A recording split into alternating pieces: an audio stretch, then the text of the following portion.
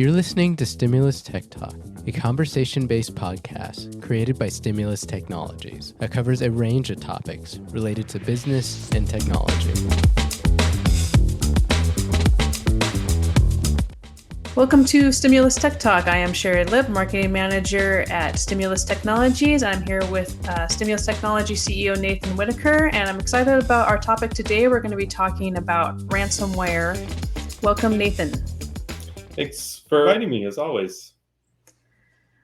So to get started, everybody's heard about ransomware. It's in the news a lot, but I think a lot of people are not aware of its effect on small to medium businesses. Are they targets of ransomware? Yeah, they're probably the biggest targets of ransomware because small to mid-sized businesses are often low-hanging fruit. They don't have the security protocols and technology in place to prevent the type of infection that causes ransomware on the network. And so they're often targets because they're generally easy targets for these hackers. Also, a lot of small businesses don't have the backup infrastructure in place to get their company back up and going after an attack. And so they're most likely to pay the ransom to get their data back. And so how does ransomware work when somebody's infected with it?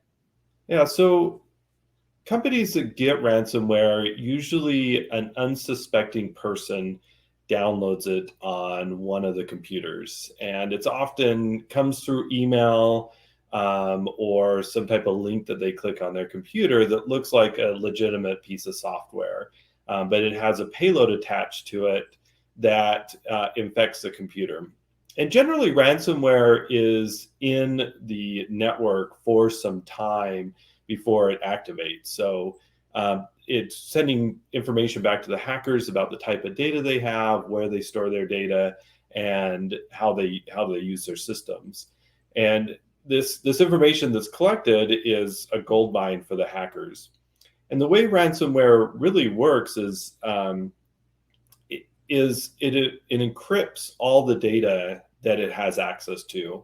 And a lot of users will have access to all the data inside the company. So think about a file server that you have access to where you have storage of your Excel documents, Word documents, PDFs, maybe your accounting system, your data for your line of business application.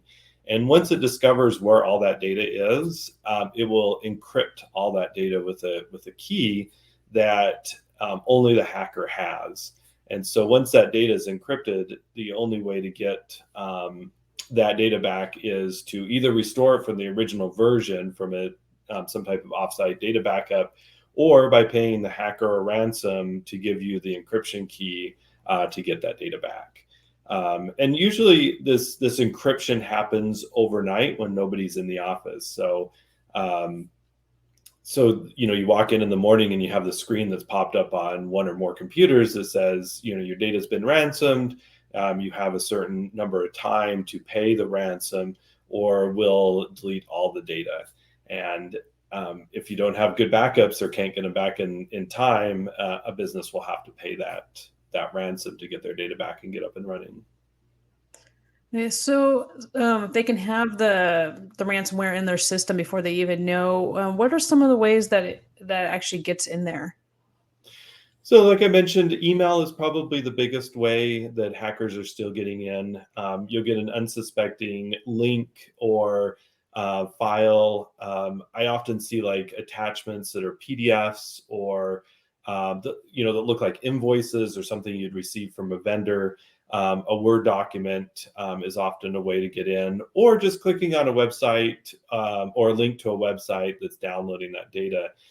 It's usually a small file or a macro or something inside an existing document, and that will download the payload that will get that software into the system. And a lot of times we think, with other types of infections, you don't necessarily, or a lot of infections need administrative privileges to do a lot of damage in the system.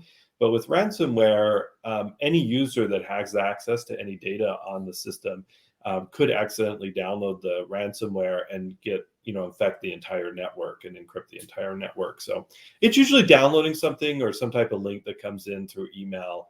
And it's been around for, that type of way to get into a network has been around for 30 or 40 years. So it's a pretty common method of deployment for these hackers, and it's tried and true.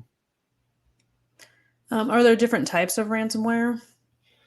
There are millions of different types of versions of ransomware now, and that's the problem with antivirus. Old style antivirus is it's looking for specific keys or specific file types, and or what we call signatures. And what the ransomware makers are doing is just making small modifications to their ransomware, their software, and it bypasses a lot of the antivirus systems because it's a different signature with each ransomware. And so they just have to create a new iteration of the ransomware, and now the old style antivirus is not going to stop that from coming into the system. Now, if you're running a second generation or a new style of antivirus, it does a better job of preventing ransomware from getting into the system, but it still isn't foolproof. What we're looking for now is behavioral analysis of software on the systems, and so it's really hard for antivirus to detect and stop ransomware from getting in. And so the big question businesses probably have is, should they pay the ransom? Well, that is a tough question. And, the problem is with a lot of these ransomware systems is they'll often encrypt the backup also. And so I've run into instances where businesses have brought us in for consulting and remediation services after they've gotten a ransom and said, hey, help us out, protect us, And the problem is it's the protection had to have happened before the ransom infection. And so if they don't have the proper offsite backup services in place that is on disparate systems, which we could get into a different podcast on, backup and recovery services, but it may be the case that you have to pay the ransom to get your software and systems back up and running. So it's not my recommendation at all, but in the end, it's your business, and if you have to do it, you have to do it. There are some implications with paying a ransom because the U.S. government has identified that most of these ransomwares are tied to some type of terrorism. And so there are potential provisions that if you don't get the authorities involved through the process, that you may be liable as a company, which is really scary, for funding terrorist organizations. And so it's really important that if you do have a ransomware attack, that you report it. Usually there's a local FBI office that you can report it to and work with them on making these decisions on whether or not you need to or how to go about it. So if you do ever have this type of attack that happens to your network, don't just automatically pay the ransom. Make sure you take the time to contact the authorities, contact security professionals to make the proper decision on it. So business shouldn't assume that just because they're small that they're not going to get help from authorities on this. Yeah, there's a lot of groups out there that are doing ransomware, and these are large multinational organizations that are collecting these ransoms. And like I said, they're tied often to terrorist groups. So an attack on a small to mid-sized business could be part of a larger network, and the authorities do want to know about that. So the FBI and local police often have dedicated units to help businesses and individuals with these type of attacks.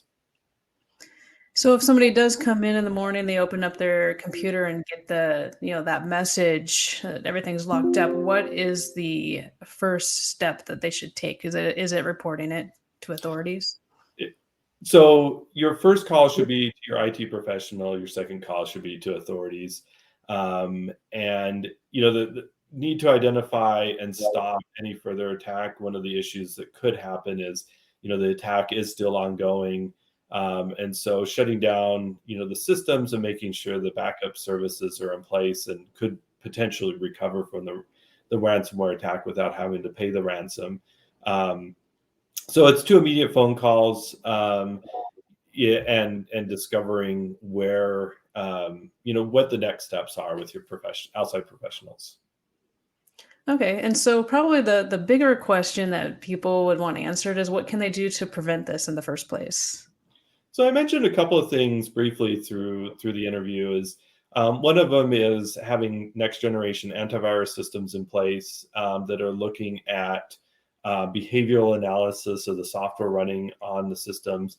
The other step is looking at implementing zero trust across the network. So this again looks at the behavior of all the software that's running on your systems and not allowing the software to behave outside of its norms, and also looking at what systems are accessing what data at different times.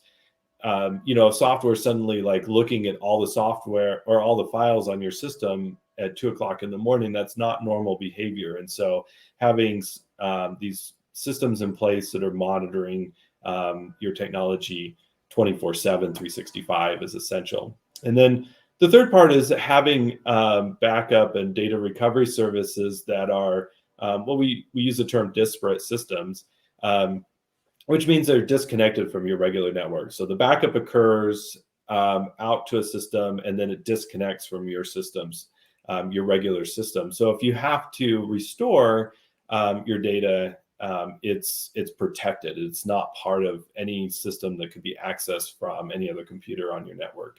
And so I wouldn't say, and you could implement all the security technology that you want and could pay for, but it's not 100% guarantee of protecting you against ransom. There was an incident that I heard about this week that a company had all these systems in place. They had next generation antivirus. They had 24/7 monitoring. They had zero trust built into the network. And then, somebody made a mistake, disabled some of it on a computer for a trial and got infected, didn't know about it, and they ended up getting a ransomware in the end. So it isn't foolproof, but luckily, if you do have those backup systems in place, you should be able to restore and recover from a ransomware event. Okay, so I think like the takeaway is that you need to stay on top of security and not just have one method. So if having backup in place, one last question here, will that prevent you from needing to pay a ransom if you have everything backed up the right way? It should. And this is a question you need to talk to your IT professionals about, because some companies still end up paying the ransom because it's faster to recover from a ransom by paying the ransom, or a ransomware by paying the ransom, than to recover your data from backup. So, the question you need to talk to your IT professionals about is, if I do have a ransomware attack and I do need to restore the data, how long is it going to take for me to recover my systems in the event of an outage? And so there was an instance a few years ago that a healthcare network paid the ransom even though they had proper backups, because they could get up and running by paying the ransom within a day, and it would have taken them over a week to restore functionality for backup. And so that's a very important question to ask your IT professionals: is how long does it take to get my data back if I do have to restore from backup? And if it's weeks, then you need to come up with a new system. So hopefully the answer is within hours, that you can be back up and running. And there are ways to do that. Even for small to mid-sized businesses, be back up and running within a short period of time. So definitely a discussion to have with your IT professionals. Definitely. So I can say, well, we would probably be talking about creating a disaster recovery plan in a future podcast. So be sure to stay tuned for that. And thanks so much, Nathan. You're welcome. Thanks, everybody.